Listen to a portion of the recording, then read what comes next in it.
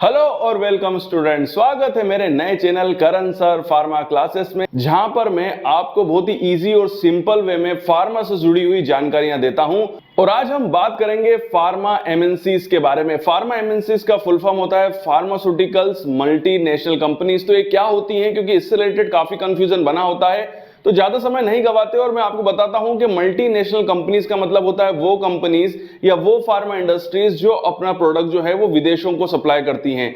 ऐसी कंपनीज को multinational companies कहा जाता है। यहां पर मैं एक चीज आपको बता दूं कि यहां पर विदेशों से मतलब है यूरोपियन कंट्रीज और अमेरिकन कंट्रीज। जी हां, ज्यादातर वो कंपनीज जो कि अपने प्रोडक्ट को यूरोपियन कंट्रीज या अमेरिका या कनाडा में सप्लाई करती हैं, उनको ज्यादातर मल्टीनेशनल कंपनीज का दर्जा प्राप्त है। क्योंकि देखिए कई ऐसी कंपनीज भी हैं जो कि विदेशों में तो प्रोडक्ट सप्लाई करती हैं, बट वो कंट्रीज जो है वो छोटी मोटी कंट्रीज हैं, जैसे कि जो कह सकते हैं कि भूटान हो गया, अफगानिस्तान हो गया, या कुछ अफ्रीकन कंट्रीज हो गई, गरीब देश हो गए। तो ऐसे देशों को भी कई फार्मास्यूटिकल इंडस्ट्रीज जो हैं वो अपने प्रोडक्ट को सेल करती हैं, वहां पर बेचती हैं।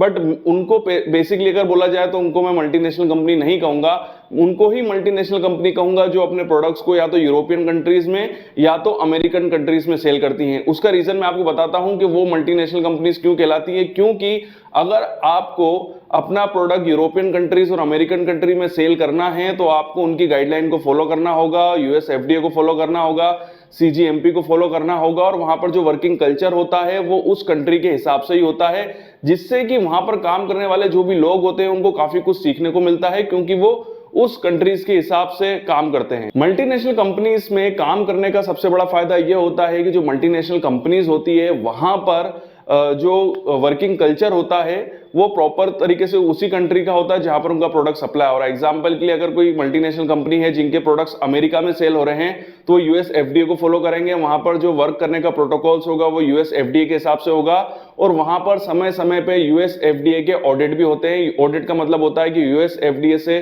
पर्सन जो होते हैं, जो ऑथराइज पर्सन होते हैं, जो उनके इंस्पेक्टर्स होते हैं, वो उस कंपनी में जाते हैं और चेकिंग करते हैं। उस कंपनी का जो इंफ्रास्ट्रक्चर होता है, वहां पर जो मशीनरीज यूज की जाती है वो भी यूएस एफडीए के हिसाब से ही होगी।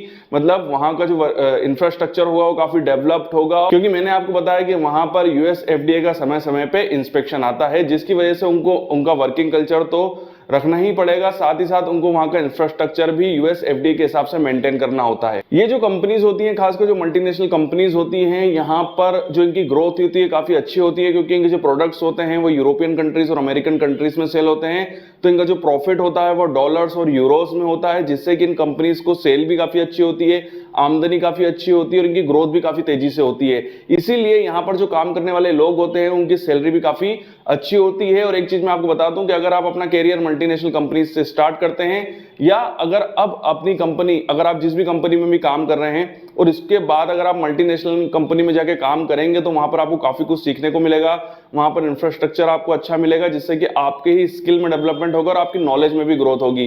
तो आप समझ गए होंगे कि मल्टीनेशनल कंपनीज क्या होती है। बट मैंने आपको शॉर्ट में बता दूं कि वो कंपनीज जो अपने प्रोडक्ट्स को यूरोपियन कंट्रीज और अमेरिकन कंट्रीज में सेल करती हैं उनको मल्टीनेशनल कंपनीज कहा जाता है।